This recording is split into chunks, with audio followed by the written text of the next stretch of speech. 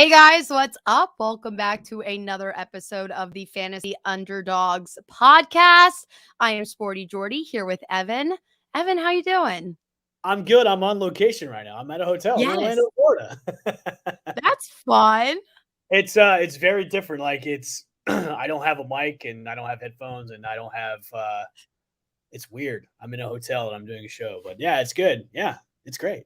That's fun. Well, I we know. had kind of a crazy day Yes. yesterday. Yes. Let's start off with some of the biggest question marks because we did our pregame show with Sam that we always do, Yep. went through, and there were a couple games that we were pretty confident about.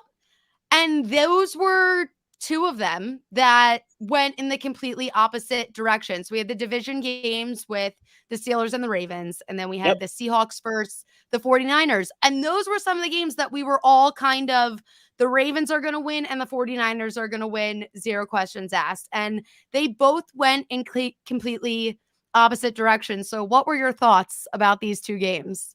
I and it was funny because we talked about it on the show that Pittsburgh's done. Big Ben's going to retire. They're done. Like you can close the door on the Steelers this year, and then all of a sudden, in prime time, the Steelers are like, nah, we're not doing this, and they decide to like just play a really. I mean, Big Ben was serviceable last night. He played pretty well, and the Steelers go out and they win, and they win, and they made Baltimore just kind of look kind of confused and. And we talked about this pre-show where I was on pins and needles last night. I had a guy that, I had Lamar Jackson, who I thought was going to have a great game against Pittsburgh. And then I'm going against a guy that had a couple people left. He had CEH left on, to go later that night. And I had, Lamar. I'm like, it's going to be great. I'm going to have a great, nice little cushion going into the KC game. But no, Lamar, it troubles me going forward with Baltimore because the last 4 games they haven't really hit 20 points. I know it's been like 10 points, 16 points, 19 points. They've gone cold offensive wise. And last night going for 2, we've seen that that movie before where remember I think it was the first game of the season against KC where Harbaugh was like, Lamar, you want to go for it? You want to go for 2? And they win the game.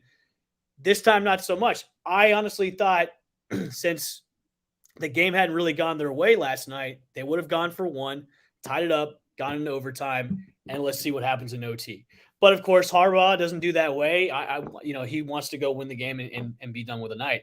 I'm just going forward with Baltimore. I'm a little nervous with them. I mean, that division that they're in is, and we talked about this yesterday on the show, it's really separated by 1 or 2 games between all 4 teams. So if I'm Baltimore, I would be a little concerned about my offense because it really hasn't shown out. Rashad Bateman had 0 touches, 0 catches.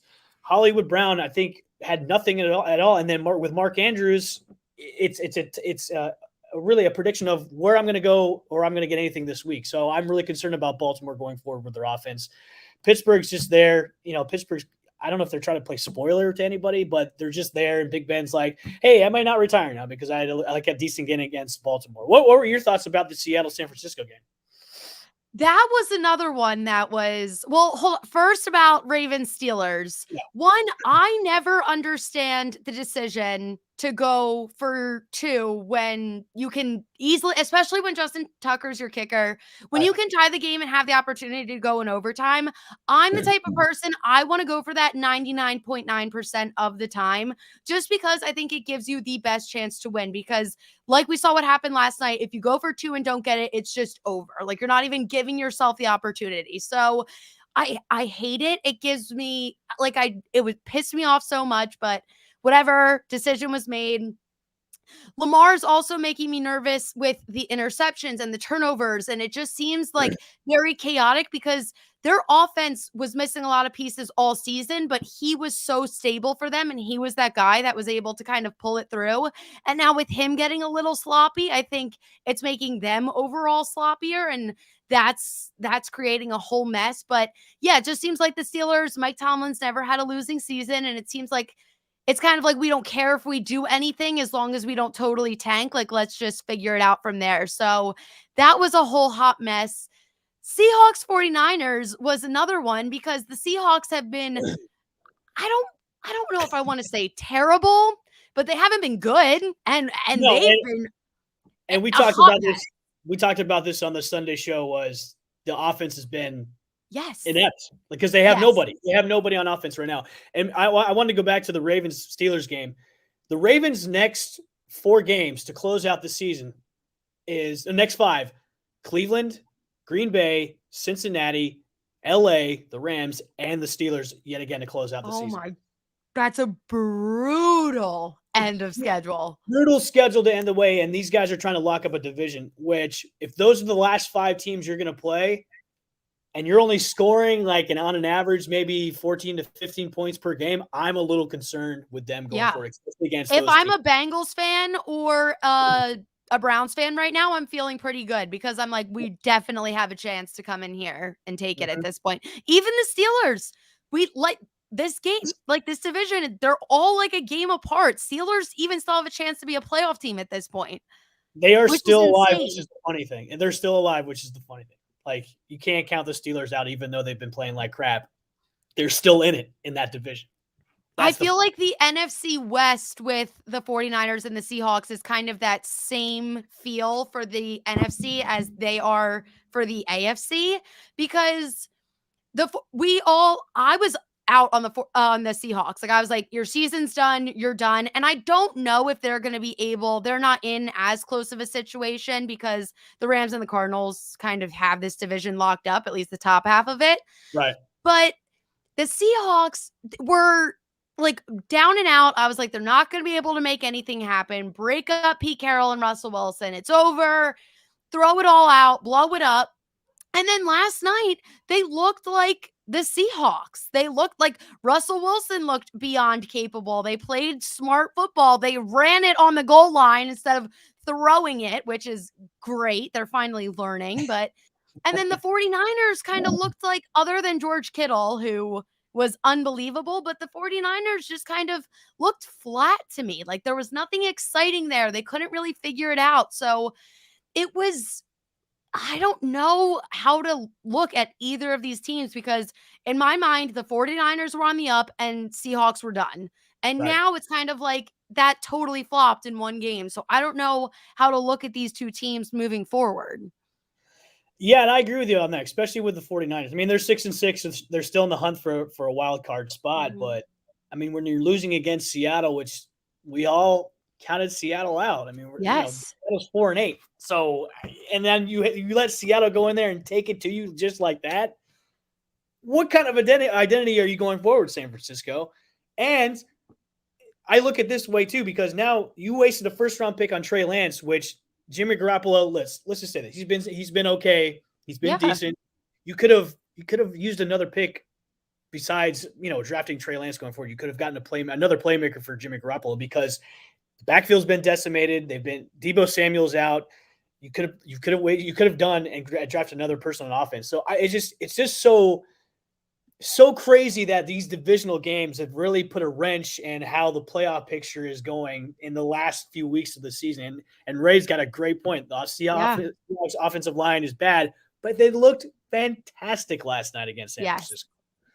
And that's why I like. Russell Wilson had time. Well, it's nuts, and that's why I like about divisional games is it makes things very, very tense and very exciting because they could just throw a cog in the wheel and make everything just blown up. And now you're not Yeah. like, okay, how is the playoff picture going to go look in the last couple of weeks of the season? So it was yesterday was just a plethora of funniness games yesterday. That's what I thought.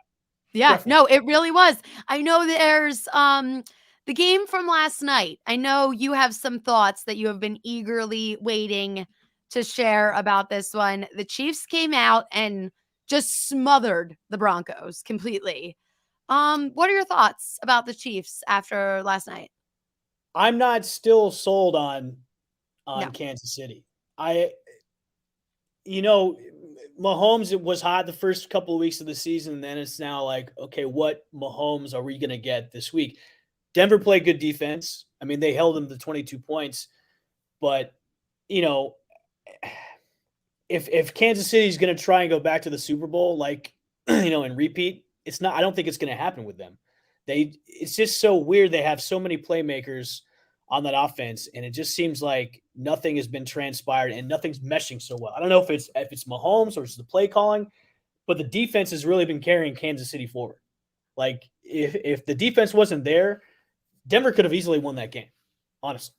Yeah. So No, I agree. I just don't know what's it's confusing, and it's also like, okay, well, maybe Mahomes isn't the Mahomes we all thought he was. I had my doubts when he was drafted when into the league. Of course, now he had the first hot couple of seasons, he won the Super Bowl, but now maybe Mahomes isn't the guy that we all thought he was. To me, how it feels, and like the weird thing with the Chiefs is like their record's 8-4. They're in the playoff picture comfortably right now. It's not like they're winning, and on paper it's fine, but when you're watching it, there's something missing. And to me, there are a couple things that I think could be wrong. One, I had Andy Reid as my coach for a great period of time. And I remember when he was on the Eagles and he was everything and it was working beautifully and the Eagles looked great. But for some reason, there was this point where the light switch just turned off and it wasn't working with Andy Reid anymore. And now I'm wondering if that's kind of what's happening in Kansas City. Is it the relationship with Andy Reid? Is he not creative anymore? Because he does. He just gets to that point where it just stops working. Or what I'm also seeing with Mahomes is we are so used to Mahomes just being great and doing all of these crazy things and no one can figure him out. Where now it's just kind of like all he needs to do is take a step back and stop being crazy and just play traditional football and play smart and just be a stable quarterback, and he'd be able to get it done. It seems like he's trying to be like too flashy and too like trying to be the Mahomes that we're used to seeing, that, and he can't let go of that, that now it's starting to make his play sloppy and the offensive sloppy. So it's just not working in the same way that it used to because people are kind of catching on and they can kind of get the best of them. Their O-line still has to be reworked a lot. So I think there are a lot of big question marks. I kind of agree half with Yoel. I mean, yeah, I can get that the fact that maybe teams have really kind of now caught up to Kansas City in their play calling, but Mahomes looked shaky last night. Yeah. He only had 50% completion rate last night with another interception. That's not the Patrick Mahomes that we all know, No. love, especially on the fantasy side. Because if I was a fantasy owner of Mahomes, which I am, I'm debating on maybe just benching him the rest of the way and picking somebody off the waiver wires. So they're an 8-4 team, but they're not a good 8-4 team. No. They're to me, they make it to the playoffs. Even the teams in the wild card in the AFC playoff picture to me can easily beat the Chiefs. And that's concerning. Like you get to the playoffs, 8-4, like that's what I was saying. Like on paper, you have this great record or good record. You're in the playoff picture, whatever.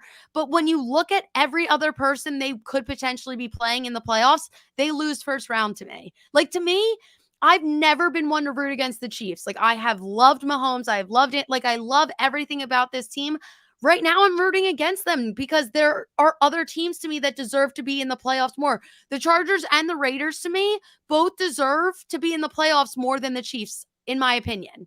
So it's kind of weird. It's a weird offseason, and I'm hoping it's kind of just a wake-up call, and next season they come out and they figure out everything they did wrong, and we can kind of see them look the way we're used to them seeing. But right now, there's nothing that's really blowing my mind or impressing me. They're just kind of getting these average wins. They're winning games that they should easily be winning, and nothing's impressive right now. I tell you what, I was on pins and needles last night because the guy I was going against had CEH, and we were separated by. I ended up winning by, I think, 4 points last night. And every time CEH got the ball, I was like, please God, I don't need to stress in my life. Yeah, no. This is the score of my fantasy matchup last night, if you can see that. 1-4. Oh my, you won by 1? Yeah, that's Does he have anyone playing tonight? Or is it done? Done. That's a close matchup. And I locked up the number 1 seed for the playoffs, so I'm good. Congratulations. Thank you. Thank I'm you. I'm still Thank you. fighting to make I'm like 6-6 in all of like I'm like so in the middle in all of my leagues, so I'm still fighting to like make it, but we'll see what happens. I was on pins and needles because there's one thing that I have done all season long. Every week, for some reason, I take the Lions with the points every week. Every So do week. I. And yeah, they usually cover. Like they are Yep. very good at covering. But I've been eagerly waiting for them to get their first win. And every week I claim it's going to be the week it happens. I say it on our show every like for some reason I just have this like hope for the Lions and they finally got it done in an exciting I need especially for my Eagles, I needed the Vikings to lose miserably. So that was great for me as well. But I was so happy for them, and they were celebrating like they won. Did you see the videos of them in the locker room after? It was it was amazing, Yeah, and I it was know it's like their tear only. jerking.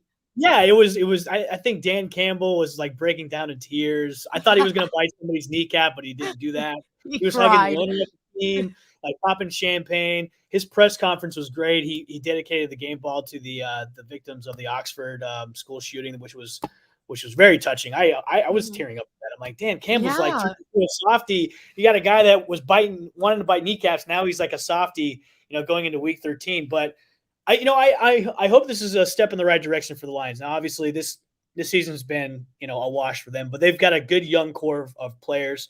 They're obviously going to have probably the number 1 pick in the draft next year. So I think going forward, this is maybe a stepping stone in the right direction of maybe putting the Lions back into the picture of, hey, we can be a competitive team, because the Lions have been a punching bag for a very long time, and yeah, I think with this young core and with Dan Campbell as the head coach, it's a feel good moment, and I was really I've been high on the Minnesota Vikings for this year because they've got a great core, but to lose against the Lions, I mean, come on, guys, come yeah. That was on, bad. it was That bad. was bad. And it's funny because they kind of gave it to them. Like the Lions were up, and then the Vikings came back and then had the lead, and then just with 1 second on the clock, the Lions just made it happen. Did you see the video of Jared Goff's girlfriend reacting on her Yes. shoot? She's like, "They won! Oh my Yeah. god! She was They like, "Oh won! They my won! god." They And then won! she was I like, love "Guys, it!" you don't understand. This is their first win." Like she was getting emotional watching the video of that. Like it was so everything about it was so wholesome, but I think you're right. I'm hoping this is kind of a turning point for the Lions. And going into the season, I really don't know what anyone expect. I'm not surprised by their record at all. Like, yes, you brought in Jared Goff, but they didn't re-sign. Like, all of their receivers were free agents. They didn't re-sign anyone. They kind of let everyone just fizzle out. They have TJ Hawkinson, who's great, but really, I don't know what they expected Jared Goff to do. Literally, in the first week of the season, if you looked at their depth chart, it was like empty. Like they didn't even have like if their top 2 receivers got hurt, they were basically screwed. Like And they've they been were in decimated this by injuries the whole season long too, which is yeah. yeah. So I don't really know what they expected. To me, I took this as like a learning season anyway. See where you're at with Jared Goff and then see what pieces you actually need and start building. So for to me to have Dan Campbell who clearly is so invested and like he wants this team to do so well. I lost Evan, so we're going to see what happens here. I'm just going to keep talking for the time being, but the Lions they kind of it's seeing where they're at right now and then kind of taking it from there. Hello, welcome back. Hello. And then I was basically just continuing where for the Lions, it's kind of seeing where you're at right now. And then, yeah, now you're going to have a great draft pick, get the top guy in this draft, and start building an organization that doesn't have to be a laughing stock. And Jared Goff is obviously, he cares about this team. It's not like you have this like bad vibes. It's just you need other pieces to make the team work. So hopefully they can start moving in that direction. I agree. If you were the GM of the Lions, where are you going to go for? I mean, first pick. Are you going to maybe trade out of the first pick or keep the first pick? I need to do I don't know if I'm in a position to answer this yet. I need to see who's available. If you have a guy that you can get it for cuz obviously to me don't get a quarterback.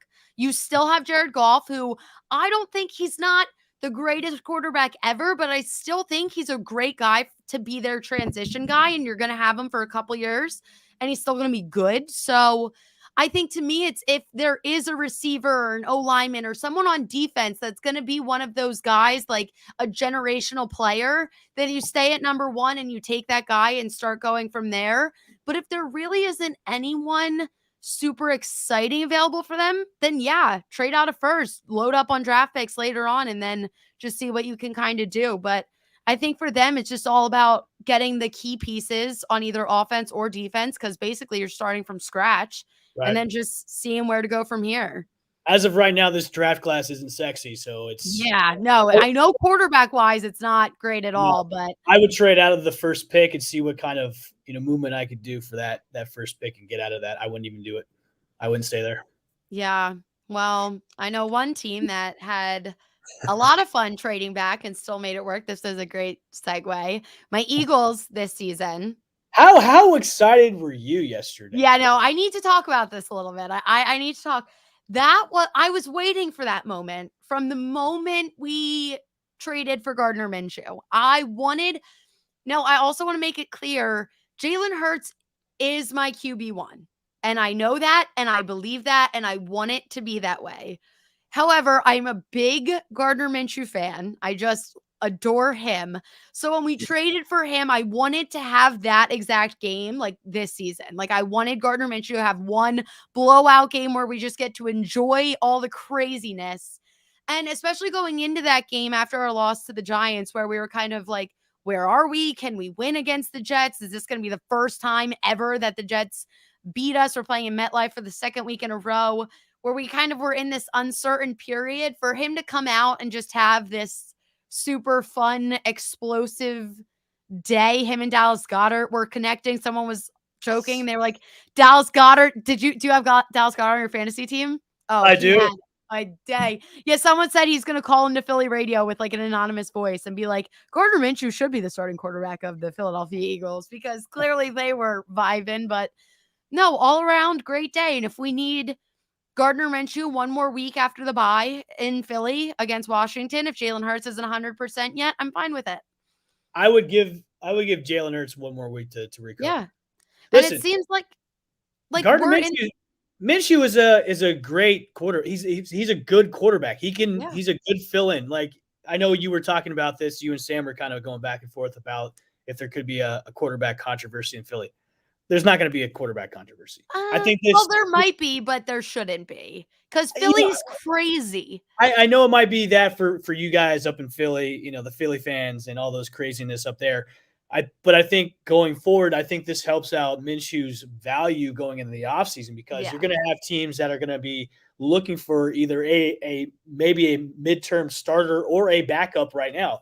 So this definitely helps out his value going in the offseason. Now, if Philly decides to retain him as the number two, maybe they do, maybe they don't. But I think, given the tools and the opportunity, he can definitely give you that spunk or that spark that you need if he's got talent around him. Now, he had little to less in Jacksonville, but now he's on a team that has, a little bit of talent, and it showed yesterday. I mean, I was rooting for. I was like, give me another touchdown, Gardner. Throw it to Dallas Goedert, and he did. So Dallas Goedert got 2 touchdowns yesterday, and it was great for my fantasy team. So I would say don't listen to the Philly radio. Don't listen to the social media people. There's no quarterback controversy. Your quarterback's Jalen Hurts. Gardner Minshew's just there to be supportive and be that backup guy. Yeah, I was very relieved when after the game, one of the reporters asked Nick Sirianni, and he was like, is Jalen Hurts still your QB1? And Nick Sirianni was like, yes, of course he is. Because I was so scared he was going to give some like weird answer that was just going to be, especially because we're going into our bye. So we have 2 weeks of this conversation. I was so scared it was going to be some like hot mess situation, but he was very stern about it, which I think everyone needed to hear. Just to remind everyone where we are actually at. It is okay to have a backup quarterback, and for the backup quarterback to just be the backup quarterback. And that's what I'm going to say on the matter. Well, let's before we go into tonight's game, make sure you put your bets in. And what better place to go is to betonline.ag. where you can head to the new updated desktop or mobile website to sign up today and receive your 50% welcome bonus on your first deposit. Just use our promo code BELIEVE50 to receive your first bonus. From basketball, football, NHL, boxing, and UFC, right to your favorite Vegas casino games. Don't wait to take advantage of all the amazing offers available for the 2021 season. BetOnline is the fastest and easiest way to bet on all your favorite sports. BetOnline, where the game starts. Jordan, now we did hear earlier that it was 30-plus wins for tonight's game. Now it's 50-plus wins for tonight's game. The over-under has now gone down to 39.5. What is your preview for tonight's Bills-Patriots game? So, I'm expecting a very, very, very close game. Initially, before I knew how crazy the wins were going to be, I was predicting I was going to take the over at 40, and I was expecting like 27, 24, like something not crazy high scoring, but still enough. Now, I don't even know if that's going to be possible with these crazy wins. I think it's going to be very low scoring, run it out kind of a game. I would say definitely take Josh Allen. I initially had him at 36.5 rushing yards. I feel like he's going to have one of his days where he's kind of just running because their run game itself is in shambles as is. And if he can't totally use his arm, then I feel like he's going to be the one kind of pounding it out on the ground. But the Bills being favored by 3 still, I think that's only because they're the home team. Realistically, in this one, the Patriots are the better team. They're one of, if not the best team in the league right now. So the fact I was expecting a 1.5 point spread, like I thought it was going to be that close. So I was shocked when it was 3. I'm 100% taking the Patriots here. I'm totally on board with that too as well. The Patriots led by Mac Jones, who I think should be considered for Rookie of the Year. Absolutely. I think he has it right now. I'm sure he's a lock on it as well. But I just with this team, looking at what they're going to be dealing with tonight with the weather conditions, and it's going to be a ground and pound game. And the Patriots do have the upper hand with the ground and pound because their running game is actually 100 times better than what the Bills have to do with. Damian Harris, Ramondre Stevenson, I think Brandon Bolden might be in there. He is questionable right now. It's going to be a ground game. If you're going to see any kind of passes through the air, it's going to be maybe desperation on a 3rd and 8, and they've got to get the first down. But with what they've got to deal with tonight, I like these kind of games because it's going to be fun and exciting. It's going to be a low-scoring game. You're going to see a lot of punts. You're going to see a lot of like people falling around. The football is going to go everywhere. That's what I love about these weird weather games is what you expected this game to be, throw that out the window because you're not going to see that tonight because of the weather condition. It's going to be great. But yeah, with the Patriots, the way they are right now and the way they are rolling and playing, they're going to lock up this division. I think with this, win tonight against the Bills, I know their schedule going forward is pretty easy going forward as well. I like the Patriots as much as I hate saying I like the Patriots. The way they've turned around from last season when they had Mac Jones, they had Cam Newton in there, but now Mac Jones is really taking the reins of this offense and really is leading them to a possible divisional win and maybe going into the playoffs as that one of those crazy teams that's going to be coming out of nowhere and maybe going to the AFC Championship. You never know. No, this is the weirdest thing for me because I never root for the Patriots. I never enjoy the Patriots. And now I find myself like enjoying them. I enjoy watching Mac Jones. And tonight I've been a Bills supporter. I love the Buffalo Bills. I renamed them America's team over the Cowboys because we love Josh Allen and we love this kind of bromance that they have over in Buffalo. And I'm literally picking the Patriots and rooting for the Patriots over Buffalo, which is the weirdest feeling for me, something I never thought I'd say, but you just can't help it. They had this insanely quick turnaround. Mac Jones is just out there doing his thing, and it's great to watch. They made all these pieces click together so quickly. And yeah, it's a weird weather game in Buffalo, but the Patriots play in New England. Like, they know weird weather, and Bill Belichick, it's the Bills, they're a very strong team, but they have weaknesses. And if anyone is going to exploit those weaknesses, it's going to be Bill Belichick, who knows the Buffalo Bills better than anyone. So I just think this is going to be a fun game for New England. I do hope it's one of those like sloppy, messy games where the ball is everywhere. I would love to see like fumble after fumble, just like give it back to each other, kind of like high school backyard football, but which I think it easily could be with 50-mile-an-hour winds. But, I think this is kind of the time for the Patriots to rebrand themselves. And hey, if the Bills win, then I'm also not opposed to that either, because then it sparks the conversation. Can the Bills kind of revamp it towards the end of the season and come back and take the division? But I do think this isn't, I don't want to say an easy win for the Patriots, but a good win for the Patriots. I mean, if they lose it, they'll be able to see Buffalo again in a couple weeks because they play the Bills the day after Christmas in Foxborough, because they've got the Bills tonight, then at Indianapolis against the Colts, then back home against the Bills, then the last two games against the Jags and the Dolphins. So they're in a good position good position. to kind of keep their number one seed. Yep, I agree. It's gonna be fun to watch. I can't wait. I'm at a hotel, so I found a place to go watch the game and eat some food and watch the game. So it'll be fun to watch. It'll be great. Nice. Yeah, no, I'm curling up on the couch. Mom's making spaghetti and meatballs, and I'm just going to enjoy this probably super low scoring game. Throw up on my sweater, Mom. Spaghetti. Wait. Yeah. I know, Eminem. Yeah. Wait, did you ever hear the rumor that he was actually going to open up like a drive-through spaghetti place? Because it actually happened. It happened? It happened, yeah. Where have I been? Where is it? It was all over social media. Yeah, it was like a gourmet spaghetti joint that opened up in his hometown, and he was there to serve customers on the first day it was open. That's incredible. All right, well, on that note, I'm going to go get my dinner and get ready for this game. Thank you guys so much in the comments. You guys were awesome. Thanks for tuning in. Make sure to join us again later this week and follow us on all social medias at the FU Dogs Pod. We're out. See ya. Bye. If I know how to start this. I got it.